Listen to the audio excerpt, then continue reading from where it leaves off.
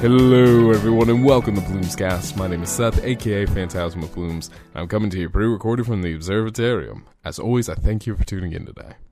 So, before I get started in here today, I want to let you all know, first and foremost, even though my voice is like 2 octaves lower than what it usually will be, it's not because I'm sick. I promise you guys, I'm like, I'd say 90% better from the ick that I had. It's kind of coming and going with as far as the phlegm and all goes, and I'm a little bit backed up sinus-wise, but other than that, I'm feeling much better.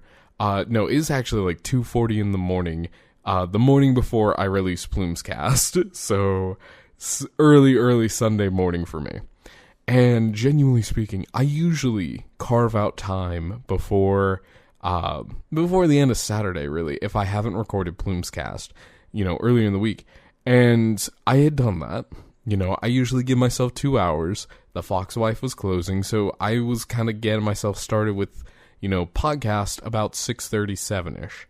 And generally speaking, I will spend maybe about 15 minutes or so, because mind you, I brainstorm the topics for the week ahead, or the week throughout. And generally speaking, I take all those loose thoughts that I've had, combine them together in my head, and come up with a coherent way of okay, this is how I'm going to introduce today's topic. Here's how I'm going to do this. Here's how I'm going to do that. And I take that time and I just reflect and I get my thoughts together and I get myself into PlumesCast mode as it is. And as I was doing that, everything was quiet. Everything was great. But then, as I start recording, Aki and Selkie, I love them both to death. Don't get me wrong.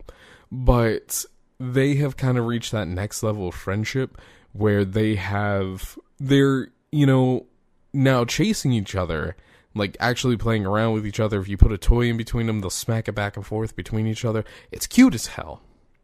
But they've gotten to the point where they'll chase each other playfully, and most of the time it either slows down before they go completely nuts on each other. They're not raising claws against each other at all, no. Occasionally they'll bat at each other, but that's about the gist of it.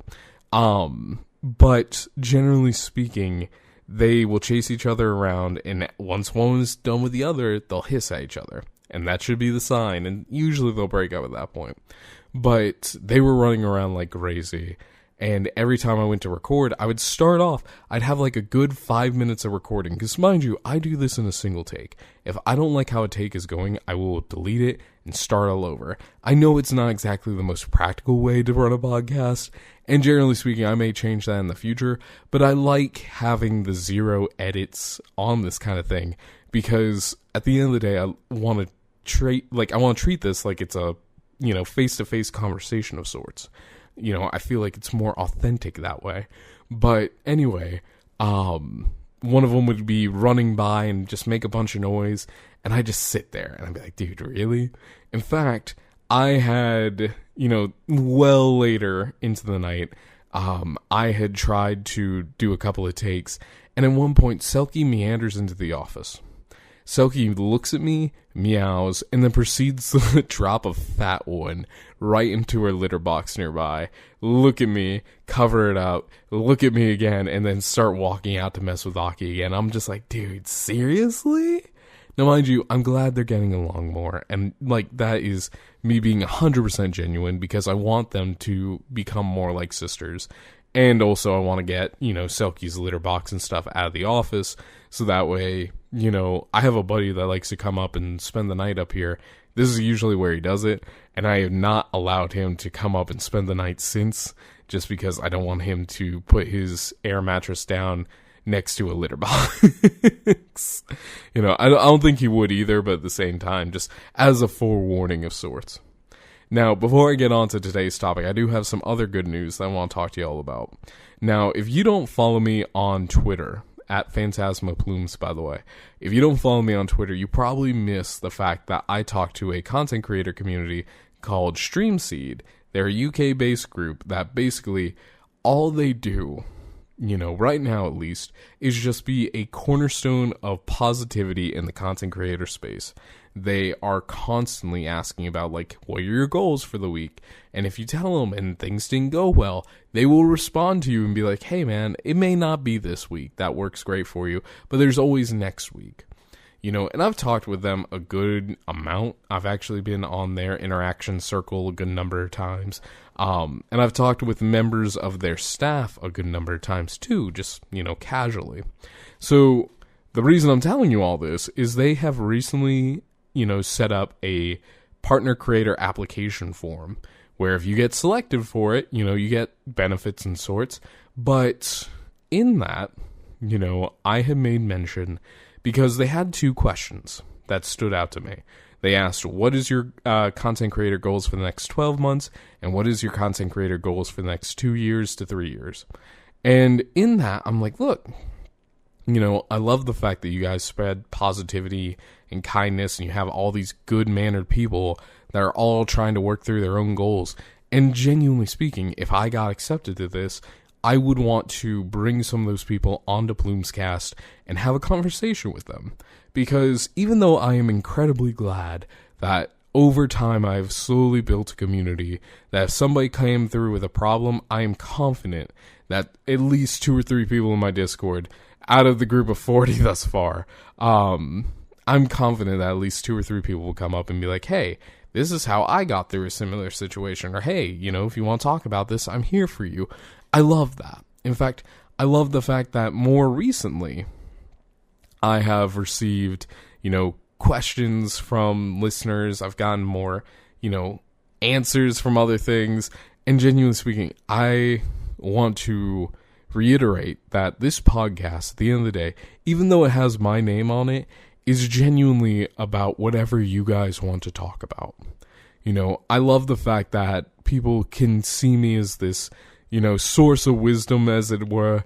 And please understand, if you want me to go into a new topic that I haven't touched on, or you want me to reiterate on a topic I talked on before in the past that hasn't come out again in a long while, genuinely speaking, please feel free to shoot an email to the podcast email. That's PlumesCast, PLUMESCAST @gmail.com, because I love being able to, help make people feel appreciated in their own lives if they can't find that yet themselves. But at that same breath, I would love to invite you guys to let me know about your victories in life. Whatever struggles you're going through. Even if it's something small like, hey, I got out of bed today and I just want to say thank you. Hey, I will say thank you right back to you. I'm incredibly thankful for everyone that has made this as big of a thing as it has been. And I want to keep doing this for a long time. Now, with that said, I'd like to read an email that I received recently to introduce tonight's topic. Dear PlumesCast, they start, I thought about a subject for your next podcast. Is it possible or okay to like your flaws or your quote-unquote evil you? I often catch myself on the verge of acting evil and I feel a lot of shame as I end up making everything worse. When everything goes wrong, you should give yourself a break. But what if you wanted that to happen? Now, clearly we're about to have a conversation about intrusive thoughts, but I love the fact that I'm having this at just about 3 a.m. because this feels like one of those late night conversations you have with your buddies where you're about to fall asleep, but you just, for some reason, break out these super deep conversations, and I'm fully about it right now. Now, to address their initial concern, before we start getting into what an intrusive thought is, I want to let you know this, that just because you have intrusive thoughts, that does not make you an evil person. Just the thought itself, really, the thought of any person, whether it's in good intentions or not, it doesn't impact you. It's your actions that end up making you the evil or good or whatever. Because at the end of the day, you could have the best intentions and you could have the worst intentions. But if you don't act on it, you just kind of play neutral. Now, let me take a step back and kind of introduce what intrusive thoughts are for those who don't know what it means. And generally speaking, intrusive thoughts are when you have these random pop-ups in your head, whether they be hurtful images or, voices in your head that are like, hey, you should push that lady down the stairs. they don't necessarily have to be vindictive or evil. Sometimes they're negative against yourself. Sometimes you'll get an intrusive thought that's just like, man, you're really sucking at work today. Or, damn, you're up at 3 a.m. Why, you should be sleeping. Why are you doing a podcast? You know? And all that to say, these are thoughts that just randomly pop into our head that we did not want. Sometimes they're caused by a trigger. Sometimes they're caused by, you know, the way you're feeling about your own work. Sometimes they're part of your environment. Sometimes it's the way you're raised. And genuinely speaking, I want you to know that that in itself doesn't make you a bad person. Like, whatever the voice is saying, it's not true. These are just random thoughts that pop into our head, and they don't make us any different at the end of the day. But that said, it's important to, you know, realize the thought, because otherwise it's going to antagonize us more and more. Now, I want to go into this a little bit deeper, and I really just want to say that if you are having these thoughts, you have to remember that they're kind of just automatic. And at the end of the day, they're not up to you. But the best thing you can do about these thoughts is accept them. Now, mind you, you know, let me give you an example. If I am, you know, driving down the highway, right, and some dickwad in a Jaguar just blows past me, obviously, you know, I'm going to think, oh, what the fuck? How dare you? And think, oh man, I could just slam him off the road. You know, I'm not saying that's an intrusive thought I had. I will gladly go through a couple of my own intrusive thoughts because this is something I deal with pretty periodically. But it's okay to have that thought.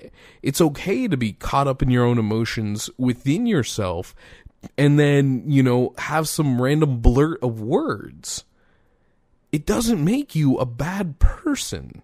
I guarantee you almost everybody has it. In fact, there's a great ad. I think it's for Headspace. I'm not entirely sure now that I've said that. But there's a great ad that's talking about mental health. And sometimes they talk, and they got into the conversation of intrusive thoughts, and they called it, you know, the dark corners of the mind. In it, they basically explain that, you know, when you hear a baby crying on a plane, sometimes you get the thought that you want to punt the baby out of the plane. Now, granted, 99.9% of us, I hope 99.99% of us would never act on that. But at the same time, it's to introduce the concept to you. And again, it's completely valid. The thing is, though, you can't allow yourself to be afraid of that. You can't allow yourself to think, oh my God, I'm an evil person. How could I punt a baby out of a plane? You know, like even in just saying that, I had the intrusive thought of, oh, like this, opening up the door hatch and just boom, field goal attempting a baby. But see, like I'm laughing about it because I know I wouldn't do it. At least hopefully. But that said, to my listener who's asked the question, you know, you yourself, if you feel like these thoughts that are coming into your head are just making things worse, I want you to take a minute and sit and realize where these thoughts are coming from. Because again, they don't always come from nothing. They usually come from some kind of trigger. If you are in situations where you have this intrusive thought and all of a sudden everything gets worse, what happened before you had that intrusive thought, if you don't mind my asking? You know, what caused that intrusive thought to kind of manifest itself? Identify that. That's the key first step to all of this. And then what you need to do is start redirecting your thoughts to something else, whatever you were working on previously, and let that intrusive thought go.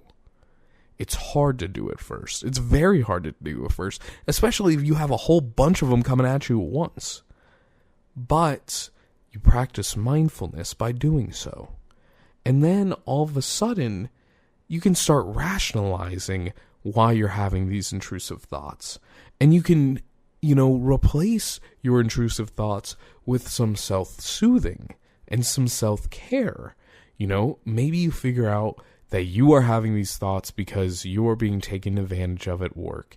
And you're, stressed because a boss keeps slamming extra paperwork down on you. Instead of having the thought of, man, I could just throw this paper right back in your face. I could quit right here and now. Like, I will go over a good number of examples of similar situations and walk you through my thought pattern on all of it. But instead of thinking all that, you can figure out, okay, I don't like this job because of this boss. It's making me unhappy. It's making me feel underappreciated. And then the avenues of how to resolve it open up to you. Do you go talk to the boss and be like, hey, listen, you've kind of been a jack off for a couple of weeks. And maybe it opens the conversation to, oh, hey, I've been having some problems here at home, and, I'm sorry I'm bringing it out on you. Or, if that doesn't work, go up to the higher up, go talk to HR, or go find another job. You can start taking these negative thoughts, these negative pulls on your energy, and using them for something positive. That said,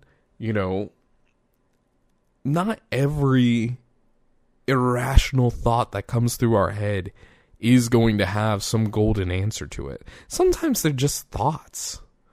I'll give you a perfect example. When I was walking over at Walmart earlier today, all right, I was getting groceries to cook the fox wife a cheesecake because it was her birthday earlier this week, and I wanted to make her a cheesecake to help celebrate it. We're going out somewhere tomorrow, I'm sure, to continue to celebrate it, even though we went out on Wednesday. It was so much fun. If you're not following me on Twitter, you missed some good-ass photos. But we took her to the aquarium and the Fernbank Museum. You guys really probably don't care about that, but just for my memory in the future when I go back and listen to this, be like, oh yeah, I did do that. But anyway, I had a really intrusive thought where I was walking in the Walmart earlier today, and I saw somebody in a suit. Now, they were sitting over the electronics aisle. Immediately, I knew they were a cable salesman or, an internet salesman.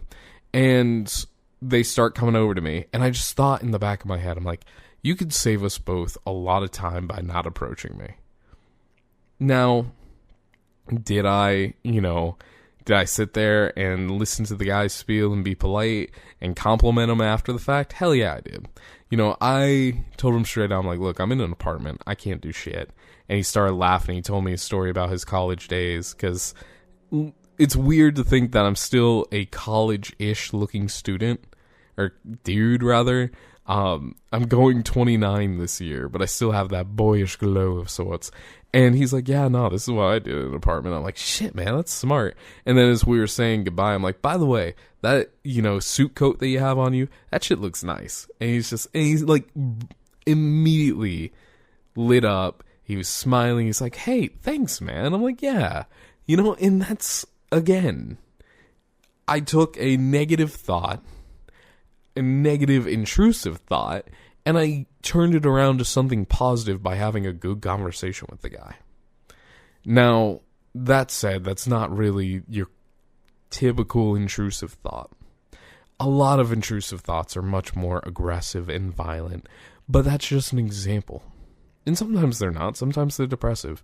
But to kind of go along with it, you have to, when you start getting these intrusive thoughts, you have to kind of accept and allow that thought into your mind and figure out, don't fight it. Just figure out what caused it. And then, remember that at the end of the day, these thoughts are going to come back, whether or not you like them or not. And instead of just beating yourself up, again, try and figure out what the cause is. Try and figure out a way that you can, kind of clarify it.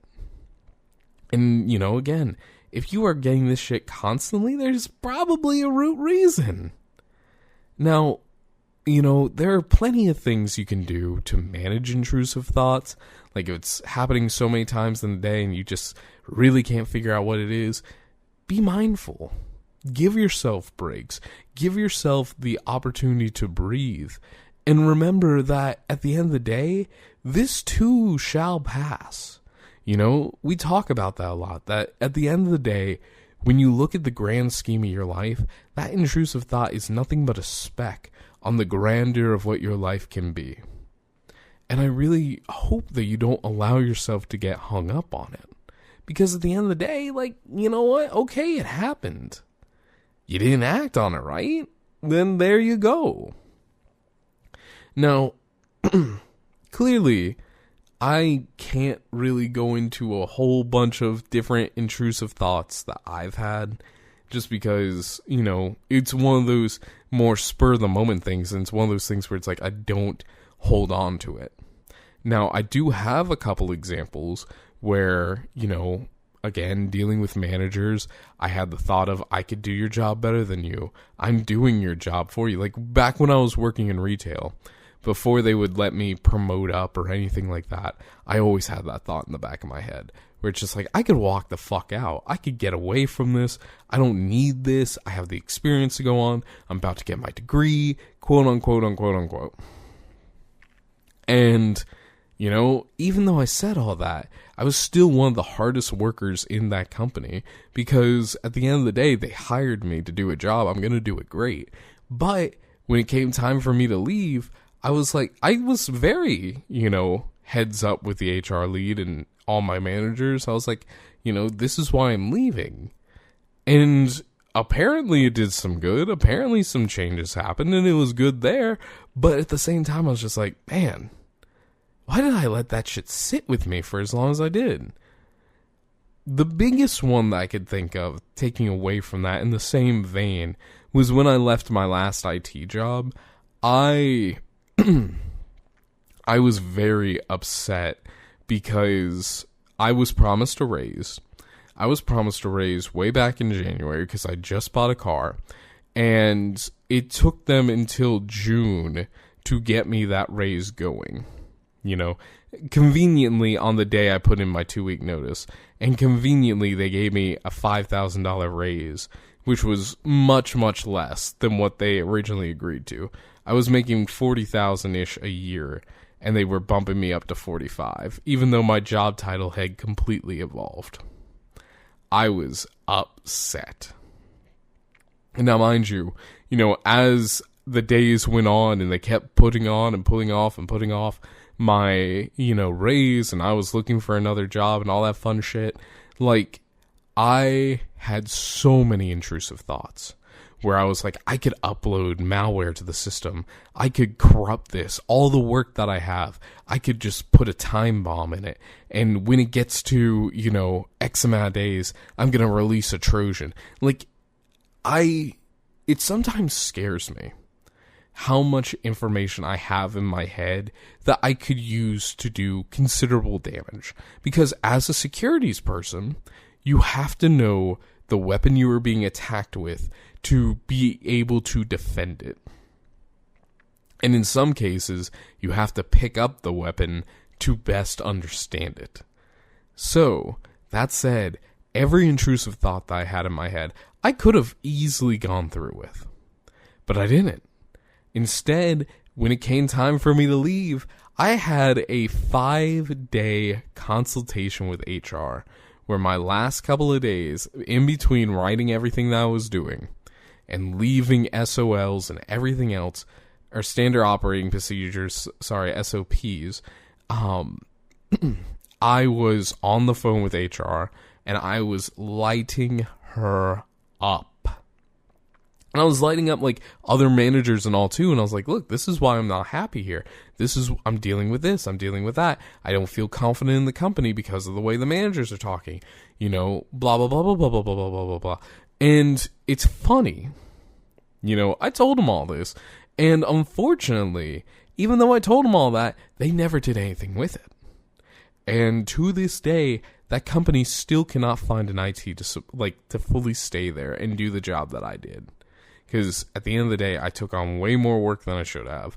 And, you know, the way that they hold the company, like, even the guy that was in charge of where I was is now gone. And, you know, the people that upper management had in their pockets, they're still there. But, you know, that's a whole nother conversation.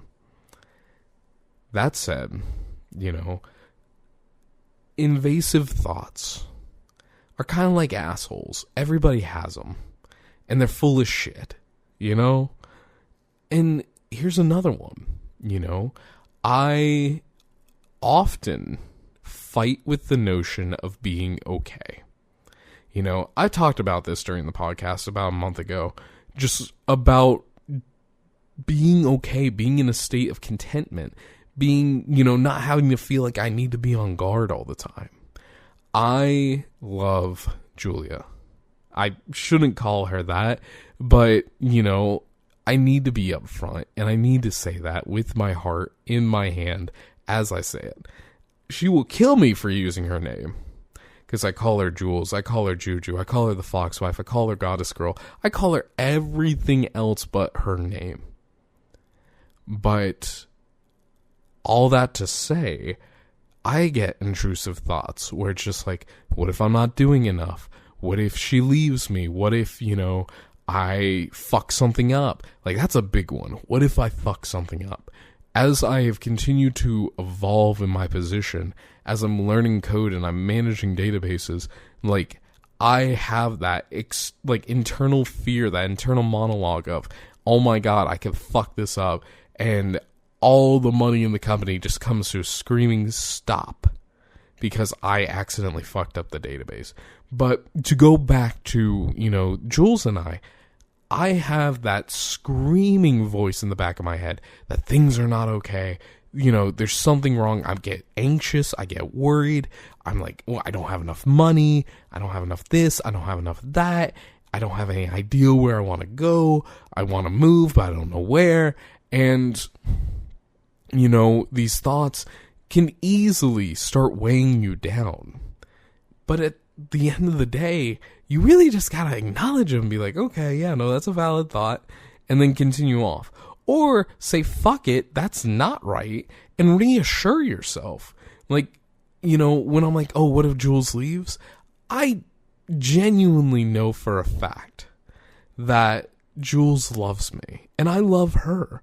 And I know, unless I do something incredibly stupid, I am going to see that woman walk down the aisle with me. And I can't tell you how happy that makes me. But even still, I have those thoughts like, well, what if I spend too much money and I can't afford rent, you know, or this unexpected expense comes up? And it's just like, for a while, up until this year, I had that thought running through my head. And in this year alone, I have bought myself a VR headset because I got a really good raise. I have, you know, bought myself a tablet that I use pretty regularly to draw and practice drawing and get more in touch with my creative side. I recently bought a new phone because my company phone was like acting like ass, and I really just felt bad because they actually gave me a portion of the tablet back as like a bonus. And I was just like, oh shit, no. Like, they probably would have bought the phone straight out. I was like, no, I want to buy this expensive phone. I'm not going to expect you guys to pay for it. Anyway, all that to say that and also it hadn't been 2 years of me receiving the phone, and the phone itself wasn't 2 years old, and I wanted to get off the operating system that I was on. But anyway, I still kept Android, but I wanted to get off the Pixel for Samsung. Anyway, all that to say is I've spent a considerable amount of money this year. I've bought a couple other big things. Jules and I have gone on mini vacations of sorts, and we blow money a fair bit. That's okay, because at the end of the day, we're only this young once. And I've gradually learned to let go of some of those reservations about spending X amount of money, getting myself things. Now, mind you, it's still a process of which I'm working on, and I'll be upfront. My VR headset, I haven't used it in like a month, because, and maybe closer to 2 months at this point, because we have, you know, we got Selkie, and she needed to stay in the office. We had a buddy of mine over for a week. We had, or not a week, a weekend. We had the fort in here for a little while. And, you know, previous me would have been all on my ass. Been like, oh my God, I knew this was going to happen. You're just letting this $400 piece of equipment sit here. You know what? I paid that bitch off. I paid it off already. I put it on my Target Red card. It was great. And I paid it off. Bro, you know, like, I have a lot of fun with it. I know when I have the opportunity to, I'll play with it again. And I have games that I want to play, and I will do it. You know, I just understand that, like, right now, it's not the best time to do it. And then I carry on. You know, I find something else to play. And when I get the opportunity to, I will enjoy it all the same. Same with my tablet. Like, I had that mindset of, oh, I'm going to spend $800 on this tablet, and, you know, it's going to go to waste, yada, yada, yada, yada, yada. And instead, I've drawn some nice art in it. I've had fun with it. I've looked up stuff. Like, the nice part is it's basically a mini laptop. And I can type up blog posts on it. I haven't. But I have the opportunity to. I can type up bullet journal notes in there. I can do whatever I want with it much faster than I can a laptop. And it's great.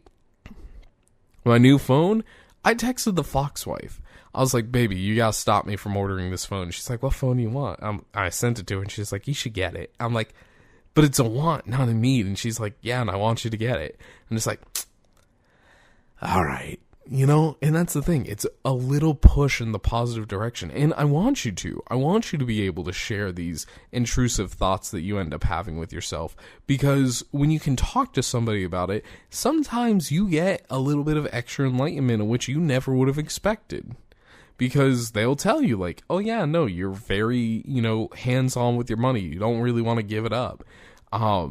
You know, maybe you're way too deep into your company and you really got to give yourself a little bit of leeway. So on and so forth.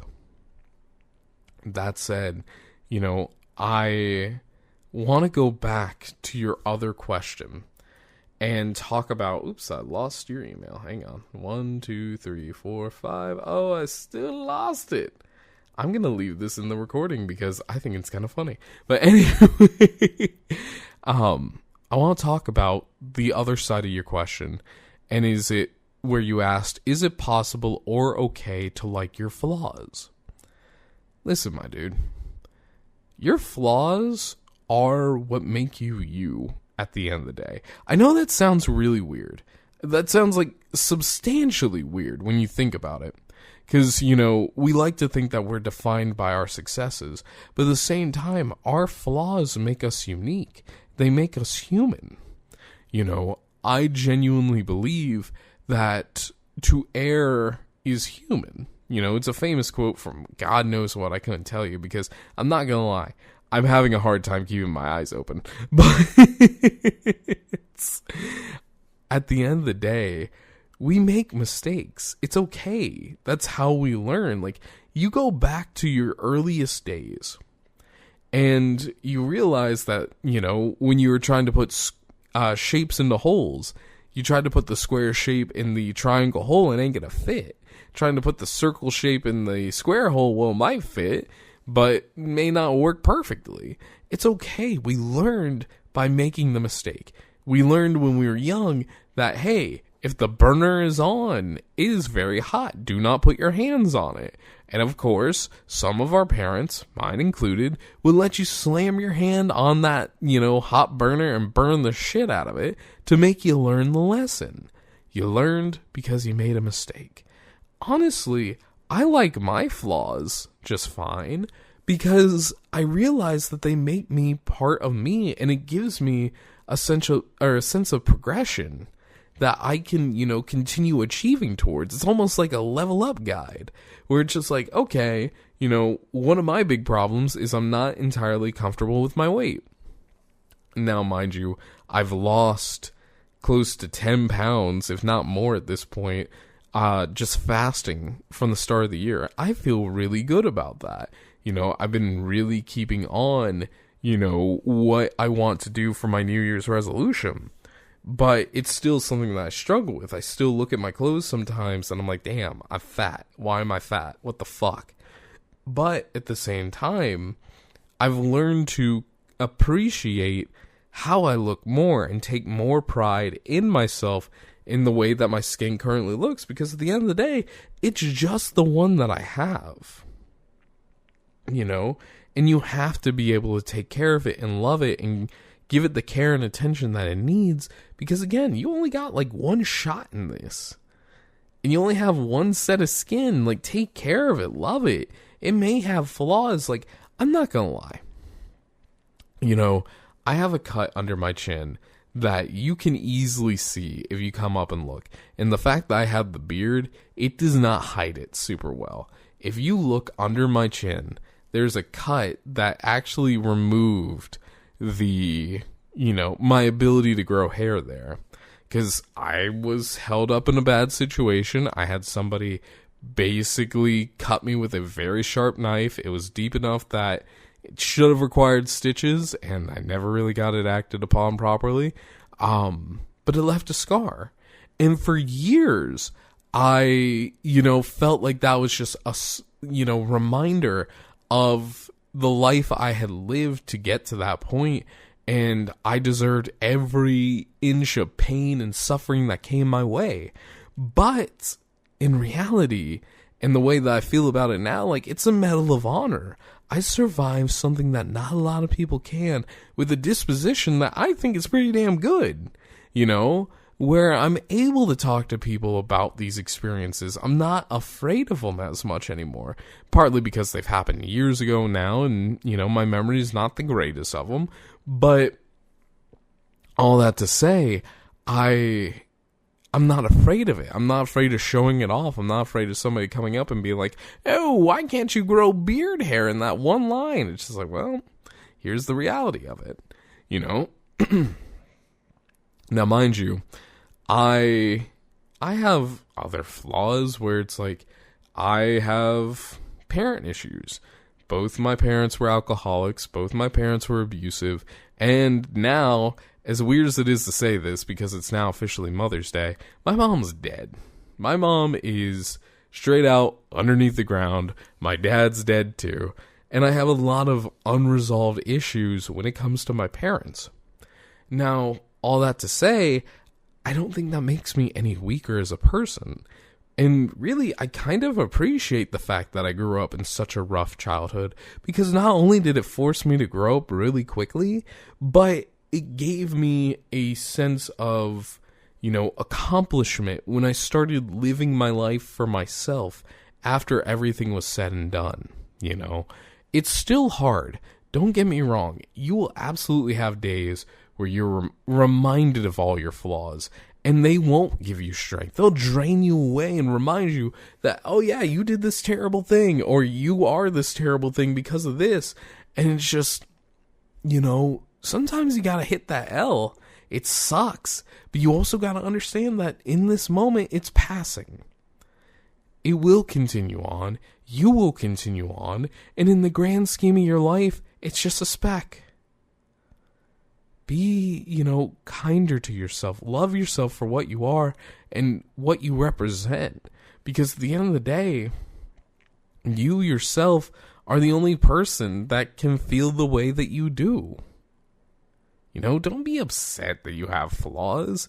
You can either look at them as, you know, defining character traits, or, you know, something to improve upon. Give yourself a goal. If there's something about you that you truly dislike, then, you know, make this your opportunity to say, okay, you know, by the end of the year, I want to change this about myself. I know you can do it. Now, I'm not going to lie, all right? I would love to keep going on this conversation topic. I really would. But I am having the hardest time keeping my eyes open. So I hope I'm able to, you know, I hope I was able to touch on your insecurities, dear reader. And I hope that, you know, this gives you a little bit of clarity into the things you can do.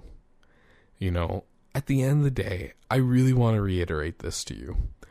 You are not a bad person. the fact that you have realized that you have these thoughts and these flaws actually makes you a lot stronger than you give yourself credit for. Because at the end of the day, the real people you gotta be afraid of are the people that don't realize that they have these flaws or don't want to admit it because they think they're better than everybody else. They have this like unfathomable mindset of, oh yeah, or infallible, that's it. I'm the best around. No, I have all this money. I have all this power. Blah, blah, blah, blah, blah, blah, blah, blah. They have all these flaws, but they have ways to mask it up. And the fact that you have enough emotional and mental intelligence tells me that you aren't a bad person. You are aware of yourself. You are kind to yourself. You are loving to yourself. And you yourself are doing just fine. Even if you have an intrusive thought and you act on it and you make things a little bit worse for a little bit, it's okay. You made a mistake. Life goes on. You're still here. And be proud of the fact that you are here and that you have another opportunity to make it better.